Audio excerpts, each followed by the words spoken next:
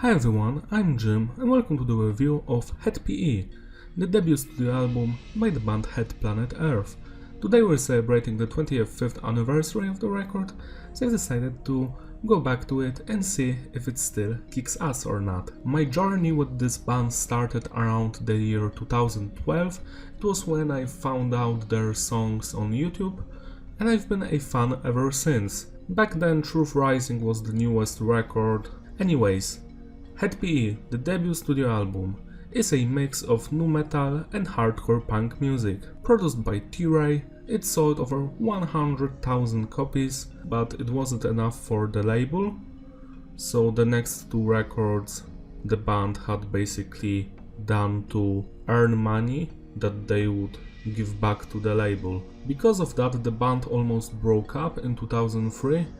Most of the original band members left back then, both of the guitarists and the drummer. So the three studio albums by the band Head PE contain the original lineup. The rest do not, which is sad, but that's just how it is. Most of the songs from the debut EP, Charge of Realities, were re-recorded for this album, which is good because we can hear them in a better quality and production. Without further ado, let's start the review. We have a lot of songs to go through. The production is tight, I love how everything sounds, it's very hardcore punkish, the snare is beautiful on the drums, the sound is overall very clean but punchy. The message is diverse, each song is about a different topic. There are some serious songs here, but also some very stupid ones, like about the end of the world in 2012. Yeah, because that happened. And about sex and stuff. Some of it is cringy, some of it is cool, it depends on the song. The structure of the songs is basic, it's not the usual basic structure of verse, chorus, bridge, chorus, but it is basic, it's just rearranged. So that's all. Let's rate the individual songs. The album's opener, Piece of Shit. I'm glad that they wrote a song about my ex-girlfriend. It's a good start to the album. It's not that heavy, but it's fun. I like the vocals here, the instruments, the DJ is killing it. 8 out of 10. Ground is the first single from the record. It also has a music video. This nu metal plus hardcore punk hybrid works really well here. I enjoy this song a lot. It takes me back to the simpler times. 10 out of 10. Serpent Boy is one of my favorite songs on this record. It has that sinister vibe, the riffs really remind me of the first Korn album. The vocals kick ass, the bass is on fire, the riffs are beautiful, the drumming is on point, the DJ is killing it. It's a perfect song. 11 out of 10. Thirsty, it was my favorite song when I first started listening to this band. Now it's not my favorite, but I still adore every second of it. It's a very simple hardcore punkish song. You must be confused, you must be confused. I love it. 10 out of 10. Tired of Sleep is more mellow, DJ-ish kind of song. It's not very heavy, but it's very fun. You're not going to get bored while listening to it. I really like it. 9 out of 10. It's almost perfect. Darky is one of my all-time favorite Head PE songs. It has that sinister vibe, it's very angry but also melodic. The vocals are the best here, like on the entire record. Jared is killing it with the screaming and the singing. Everything is so emotional. The instrumental work is perfection, and so are the vocals. 11 out of 10. Spamp, which is a new version of the song Spam from the EP, is a beautiful track. It's very punkish and heavy, while Darky had that old school nu metal vibe. This one has more punk roots to it. 10 out of 10. Ken 2012. This song is really good, but I just cannot stop laughing from the lyrics here. Did they really believe that the world would end in 2012? I remember when Infant Annihilator released their debut album on 12 December 2012, because it's 12/12/12. And like nothing happened. I remember that day because I was shooting a vlog for my another channel with friends. It was hilarious time. The song is good. It has some cool heavy parts, some good DJing. 8 out of 10. Circus is fun as well. It's heavy, it's fast, it's beautiful. 8 out of 10 as well. 33. Now this is where the things start to go south. It's not a bad song, but it's very mellow one and it doesn't have many guitars for that matter. It's more of a rap song with some instruments in the background.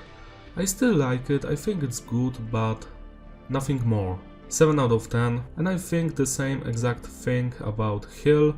It's a very similar song to the previous one, but it really feels like the record just ran out of steam and energy at this point.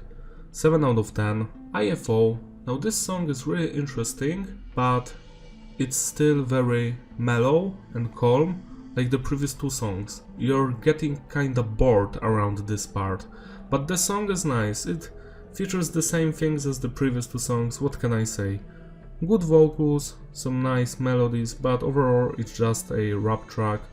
7 out of 10. Bitches is the final song on the record. It has that Diablo vibe, I would say, when it comes to the instrumental.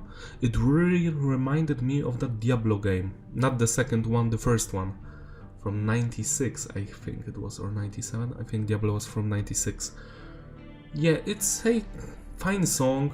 Again, it's just a rap beat and Jared rapping about some bullshit that I don't care about. 7 out of 10, I guess. And the album also has a hidden song called Tits, Clits and Bong Hits. It's almost 3 minutes long and I actually really enjoyed this one. Not the first 2 minutes because there's some ambience and stuff. It's kinda a waste of time, but after that the rapping starts and it has an amazing beat behind it. I'm really vibing to this song. 7 out of 10. That's all for the standard edition. Now let's rate songs that didn't make the cut for the album. Synthro is a song that was released on some pre-releases on cassette tapes. At least that's what I've read online about this track.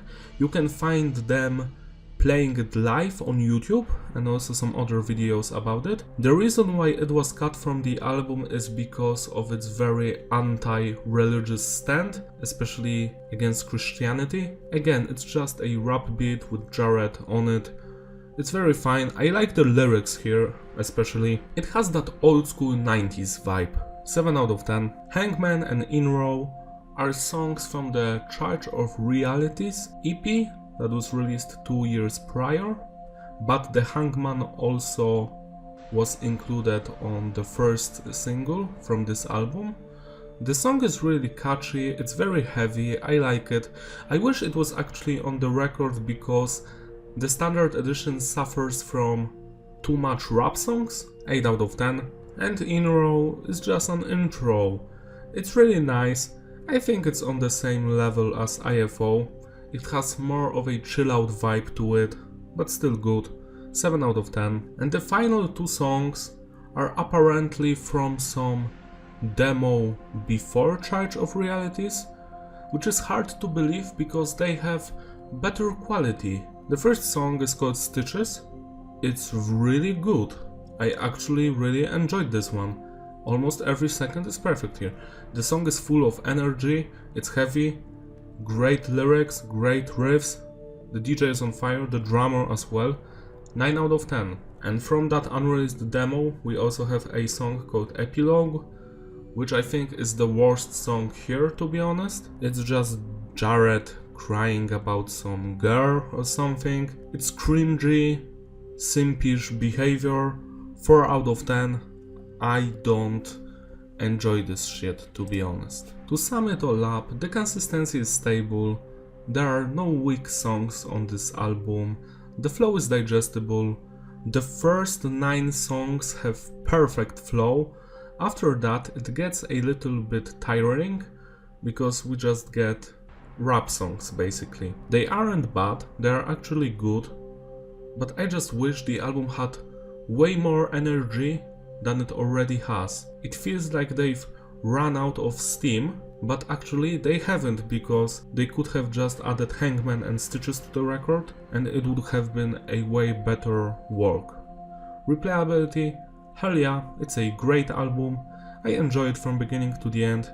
even if it gets a little bit tiring. It's not an excellent record, but it's close enough. I think it would have been excellent if they've just added Hangman and Stitches and removed Hill and 33 or IFO.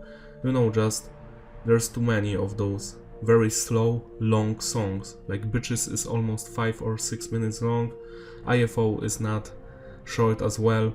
So yeah, I wonder what would happen to this band if they were on a better label that wouldn't fuck them over. Would their music be better? Would the original lineup survive? I'm interested. What happened in another timeline? We may never know. Thank you for watching. Don't forget to like and subscribe, and I will see you in my next review. Bye!